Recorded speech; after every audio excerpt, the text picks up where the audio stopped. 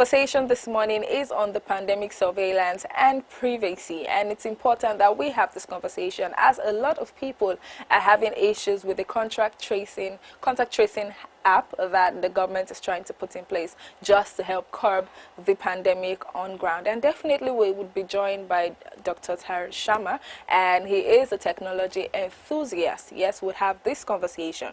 But then another way and another angle that we need to look at this is that as much as the government is trying to, make positive use of digitalization, let's talk about people in the rural areas who Not can't everybody. actually afford mobile phones like that.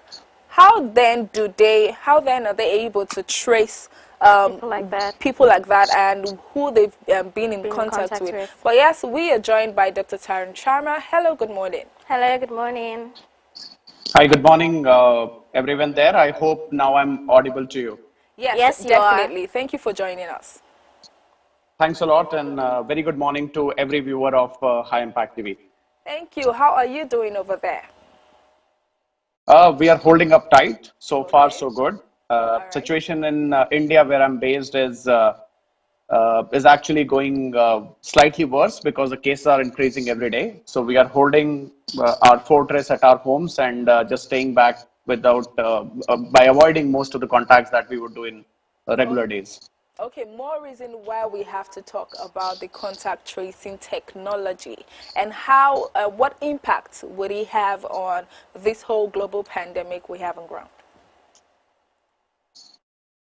So, before we talk about contact tracing, I think it's important for us to understand the nature of this pandemic.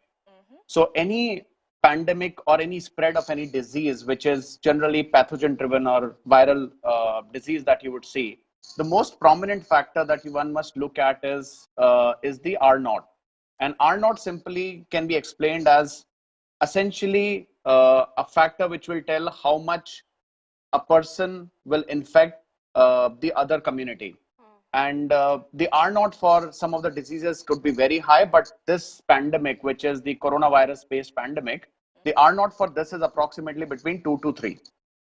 So every person who is infected will end up infecting between 2 to 3, and in some countries we have seen between 4 to 5 people. Okay. So how do you really prevent that from happening?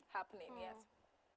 So the basic way in which you would want to prevent that from happening is to understand A, who is sick, and B, understanding who the sick person came in contact with. Contact with. The moment you understand that, you are able to create an entire map of possible people who may be contaminated with the disease. And that's where the contact tracing app really comes handy. Yeah. So if you break it down from a technology perspective, it's simple. It's nothing new or innovative. It uses technology components that have always existed. So for example, let me take an example of a South Korean app or a Taiwanese app. The government has come out with an app. You download that app in your phone.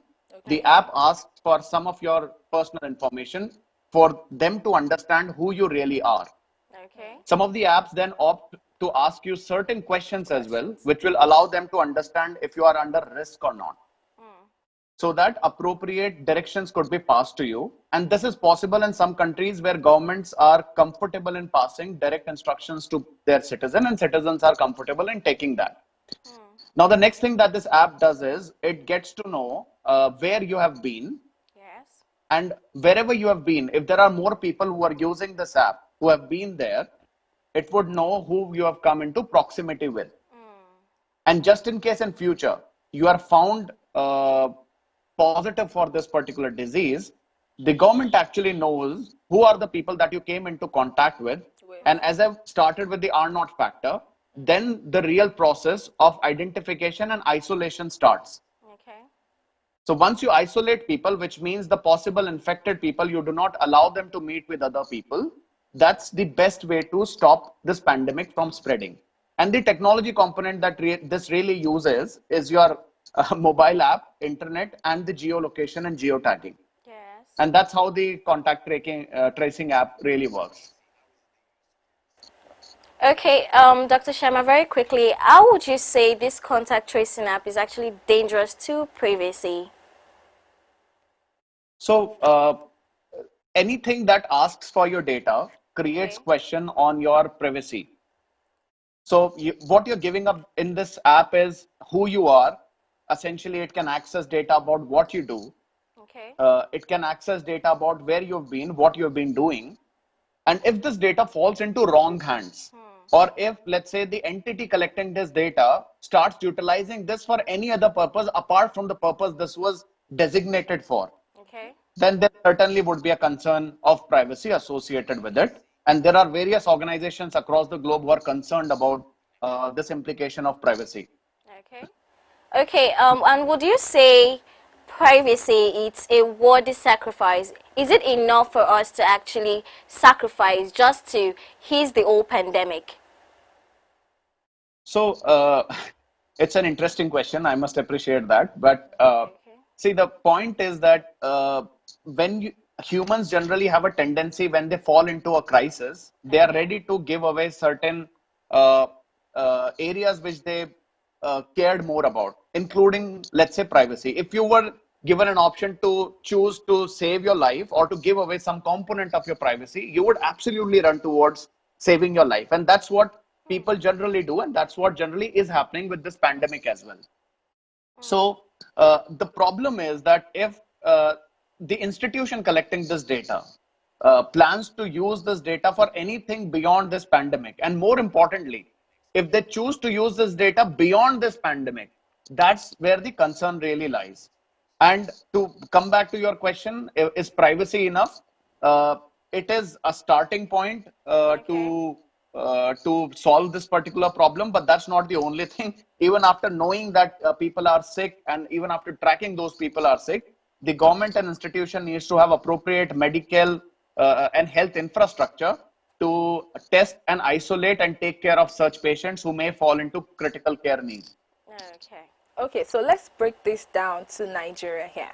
In Nigeria, we have the rural areas, the urban areas, and we have people in the rural areas who can't actually afford to have smartphones where the government can, have the contact tracing app, right? So for people like that, how then do they trace where they've been or trace their movements and see how to, curb this pandemic? Because someone from there can actually travel down to an urban area and everyone there gets infected. So what do you think? What measure can we put in place in doing this? See, I think the application of what we are seeing right now, which is these contact tracing app, is unfortunately limited to mostly smartphones. And if you look at I think the Nigerian population, about 10 to 20% population, close to 20% population only has smartphone in their hands. Okay. But uh, if the government and the entities become innovative enough, which I'm sure they are proactive and they'll choose to do so, there are various other measures by which you can do it. One example that I would like to take is that about 80% plus people in Nigeria, as per the latest Lumia report, are said to have a mobile connection in place. Now, how do you recharge your mobile? You recharge your mobile by virtue of an interactive SMS, which does not need a smartphone. Even a basic phone can do that. So if the similar platform was utilized to contact 80% of your population who still has some form of mobile communication device, to Okay. interact with them and to understand if they feel if they feel any symptoms of the infection, you could still actually know people having infection and help them better. Of course, you won't be able to utilize features such as geotagging unless you tie up with the mobile phone network providers and they tell you where this phone is being used for, which is very, very difficult to do. But there is an alternative to it if the right set of mind and people come through and try and innovate to help that happen. Okay, so putting this contact tracing app in place, what is the future of coronavirus? Do you see us totally using this measure to eradicate coronavirus completely? See, as I said earlier, contact tracing is a very, very critical component, Okay. or I would like to use a better word that is used now, which is infection notification or exposure notification, as people are calling it, because tracing sounds counterproductive in most of the geographies that term is being used for. People don't want to be traced. Okay. So, for exposure notification is an important very, very critical step into the value chain of breaking this pandemic cycle. But as I said, that it has to be complemented with appropriate testing kits, with appropriate isolation arrangements, with appropriate medical and healthcare infrastructures. Just tracking people won't help you. Also, treating them and having the right infrastructure to do so will help you. And of course, everyone is praying for the vaccine to come out soon. And I think that could be the real game changer once that happens. And I think contact tracing is just a stopgap arrangement. Vaccine is the end game. Okay. So the question now is, how does this data actually affect the decisions the governments would have to make?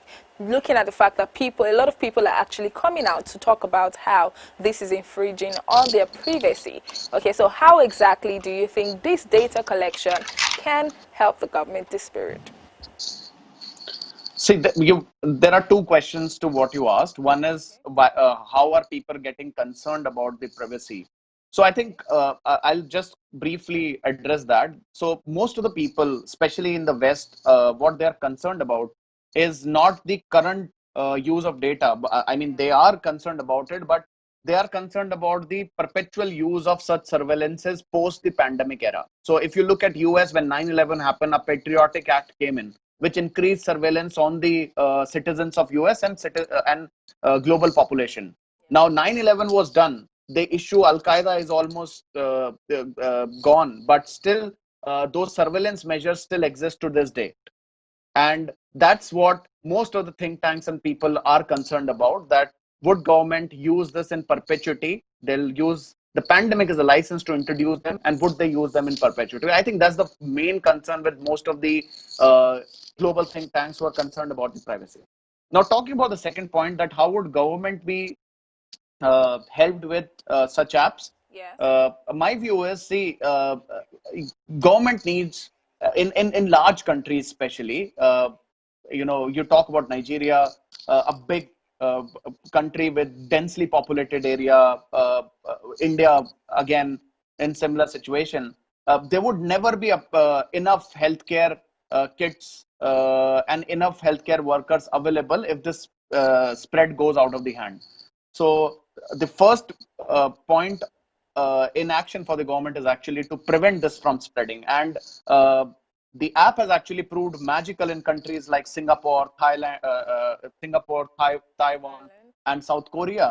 And that's by knowing who the person has come in contact with, by knowing who has fallen sick, by then identifying people who need isolation, creating appropriate measures for those people.